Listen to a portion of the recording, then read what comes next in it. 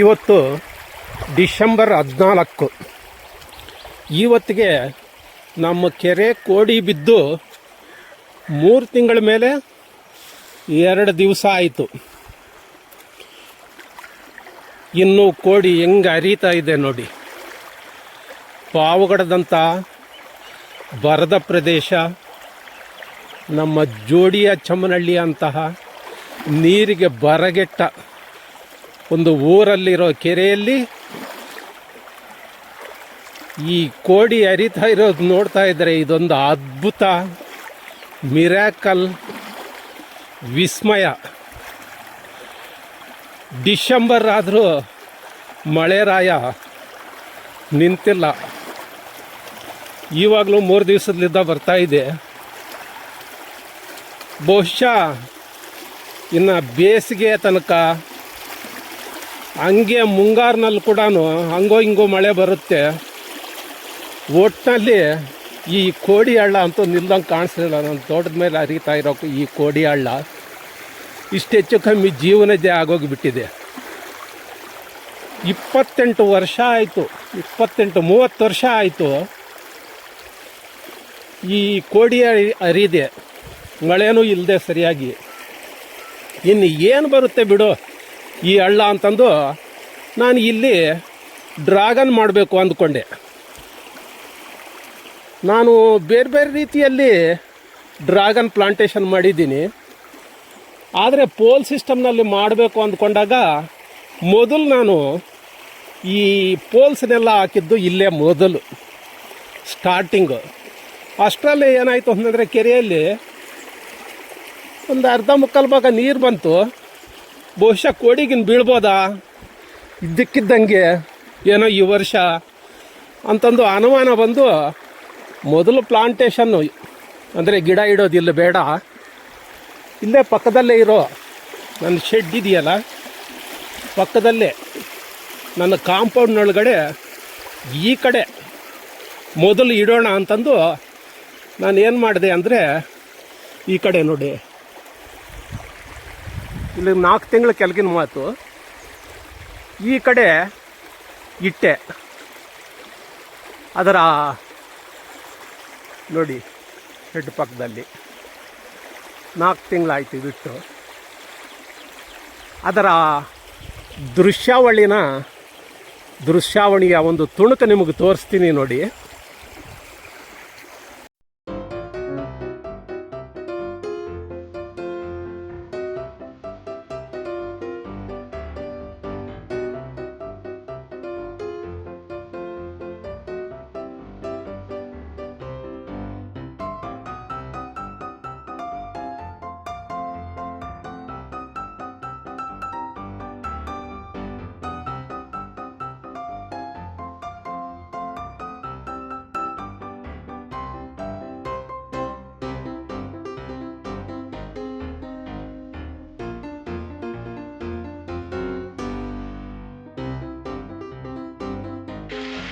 ಆ ದೃಶ್ಯಾವಳಿ ತುಣುಕಿನಲ್ಲಿ ನೀವು ಈ ಪ್ರದೇಶ ನೋಡಿದ್ರಲ್ವ, ಆಗಲೇ ಪೋಲಿರೋದು. ಆಗೇನಾದರೂ ನಾನು ಮೊದಲು ಇಲ್ಲೇನಾದರೂ ನಾಟಿ ಮಾಡಿದರೆ ಏನೇನು ಅಧ್ವಾನವಾಗುತ್ತೋ ಗೊತ್ತಿಲ್ಲ. ಹಂಗಂತಂದು ನಾನು ಈಗ ಇಲ್ಲಿ ಡ್ರ್ಯಾಗನ್ ಹಾಕದೆ ಡ್ರಾಪ್ ಆಗಿದ್ದೀನಿ ಅಂತಂದಲ್ಲ, ಇಲ್ಲಿ ಡ್ರ್ಯಾಗನ್ ಹಾಕಲೇಬೇಕು ನೋಡಿ. ಹಾಕಲೇಬೇಕಂತಂದೆ ಮೊನ್ನೆ JCP ಕರೆಸಿ ಘಾತವಾಗಿ ಟ್ರೆಂಚ್ ಹೊಡಿಸ್ಬಿಟ್ಟಿದ್ದೀನಿ. JCPನೇ ಪಾಪ ಈ ಕೆಸರಲ್ಲಿ ಸಿಗಾಕ್ಕೊಂಡು ಕೈ ಕಾಲು ಎಲ್ಲ ಕೀಳಲಾರ್ದೆ ಹೇಗೆ ಒದ್ದಾಡ್ತು ಅಂತ ನೋಡಿ. ಇಲ್ಲೆಲ್ಲ ನಿಮಗೆ ಕಾಣಿಸುತ್ತೆ. ನಾನು ಆ JCP ಡ್ರೈವರ್ಗೆ ಸ್ವಲ್ಪ ಪುಸಲಾಯಿಸಿ, ಏನು ಅರ್ಧ ಗಂಟೆ ಆಗೋದು 1 ಗಂಟೆ ಆಗಿರುತ್ತೆ, ಟ್ರಂಚ್ ಹೊಡಿಸೇ ಬಿಟ್ಟೆ ಕೊನೆಗೆ. ನೋಡಿ ಯಾವ ಥರ ಟ್ರಂಚ್, ಈ ನೀರಲ್ಲಿ ಕೆಸರಲ್ಲೇ ಹೊಡಿಸಿದ್ದೀನಿ. ಇಲ್ಲಿ ಈ ಟ್ರಂಚ್ ಹೊಡಿಸಿರೋ ಇಲ್ಲಿ ಇಡಲೇಬೇಕು ಇಲ್ಲಿ ಡ್ರ್ಯಾಗನ್ ಅಂತ. ಏನಂದರೆ ಇಲ್ಲಿ ಕೆಳಗಡೆ ನೀರು ಹೋಗ್ತಾನೇ ಇರಲಿ ಬೇಕಾದರೆ. ಮೇಲೆ ಈ ಬೋದ ಇದೆಯಲ್ಲ, ಅಂದರೆ ಈ ಬೆಡ್ ಮೇಲೆ ಇಡೋಣ ಅಂತಂದು. ಏನೋ ಒಂದು ಇಲ್ಲಿ ಒಂದು ಇಲ್ಲೊಂದು 26 ಕಂಬ ಇದೆ. ಒಂದು 105 ಗಿಡ ಇಡಿಸುತ್ತೆ, 104 ಗಿಡ ಇರ್ತಾವೋ ಹೋಗ್ತಾವೆ, ಇಲ್ಲೇ ಇಡಬೇಕು ಅಂತಂದು ಒಂದು ಆಟ. ಯಾಕಂತಂದರೆ ನೋಡಿ, ಇಲ್ಲಿ ಪೋಲ್ಗಳು ಹಾಕಿದ್ದೀವಲ್ಲ, ಈ ಪೋಲು ಇವ್ಟನ್ನೆಲ್ಲ ಬೇರೆ ಕಡೆ ಎತ್ಕೊಂಡು ಹೋಗೋದು ರಿಸ್ಕು. ಅದು ಅಲ್ಲದೆ ನೋಡಿ ಯಾವ ಥರ ಇದು ವೆಲ್ಡ್ ಮಾಡಿದ್ದೀವಿ ಅಂತಂದು ನೀವು ಸ್ವಲ್ಪ ನೋಡಿ, ನೀವು ಅಳವಡಿಸ್ಕೋಬೋದು ಇದ್ರನ್ನ ಅಂತಂದು ತೋರಿಸ್ತೀನಿ. ನಾನು ಈ ಮಾರ್ಬಲ್ ಕಟ್ಟರ್ನೇ ತಂದುಬಿಟ್ಟು ಈ ಪೋಲ್ನ ಏನಿದೆ ಇಲ್ಲಿ ನೆತ್ತಿ ಮೇಲೆ ನೋಡಿ ಗಾಡಿ ಹೊಡೆದಿದ್ದೀನಿ. ಗಾಡಿ ಹೊಡೆದು ಅದರಲ್ಲಿ 1 ಇಂಚಿ ಆ್ಯಂಗ್ಲರ್, ಕಬ್ಬಿಣದ ಆ್ಯಂಗ್ಲರನ್ನು ಚೆನ್ನಾಗಿ ಫಿಟ್ ಮಾಡಿಬಿಟ್ಟು ಆಮೇಲೆ ಇಲ್ಲಿ ವೆಲ್ಡ್ ಮಾಡಿಬಿಟ್ಟಿದ್ದೀನಿ. ಆ ವೆಲ್ಡಿಗೆ ಕೂಡ ನಾನೇ ಒಂದು ಹೊಸ ಮಿಷನ್ನಿಂದ ನಾನೇ ಇದೆಲ್ಲ ವೆಲ್ಡ್ ಮಾಡಿದ್ದು.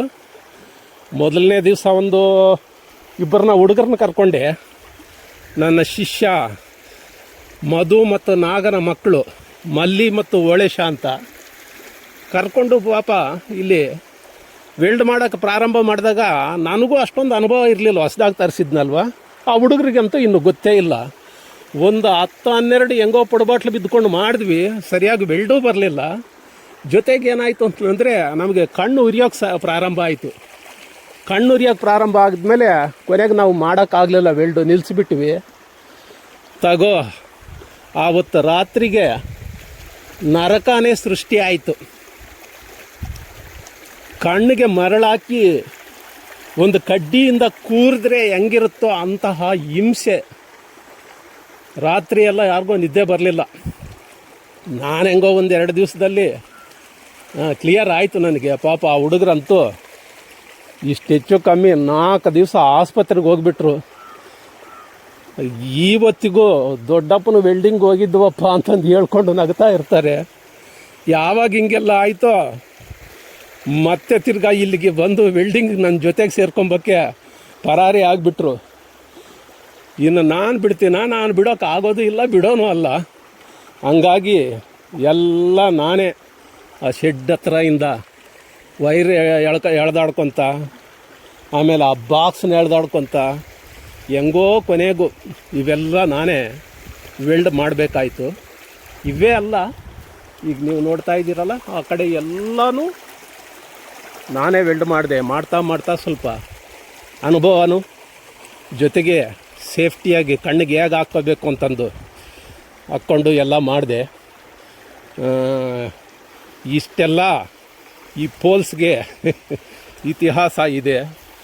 ಅದರಲ್ಲಿದ್ದ ಏನನ್ನ ಆಗಲಿ ಇಲ್ಲೇ ನೋಡಿ, ಇಲ್ಲೇ ಡ್ರ್ಯಾಗನ್ ಹಾಕಲೇಬೇಕು ಅಂತ ನಿರ್ಧಾರ ಮಾಡ್ಕೊಂಡಿದ್ದೀನಿ. ಸ್ವಲ್ಪ ಪ್ರವಾಹ ಕಡಿಮೆ ಆಗ್ತಿದ್ದಂಗೆ ಈ ಬೆಡ್ಗಳನ್ನೆಲ್ಲ ಸ್ವಲ್ಪ ನೀಟ್ ಮಾಡಿಬಿಟ್ಟು ಇಲ್ಲೇ ಹಾಕಬೇಕು. ವೀಕ್ಷಕ ಮಿತ್ರರೇ, ನೀವು ಏನಂತೀರಾ ಕಾಮೆಂಟ್ನಲ್ಲಿ ತಿಳಿಸಿ. ಓಕೆ, ಬಾಯ್.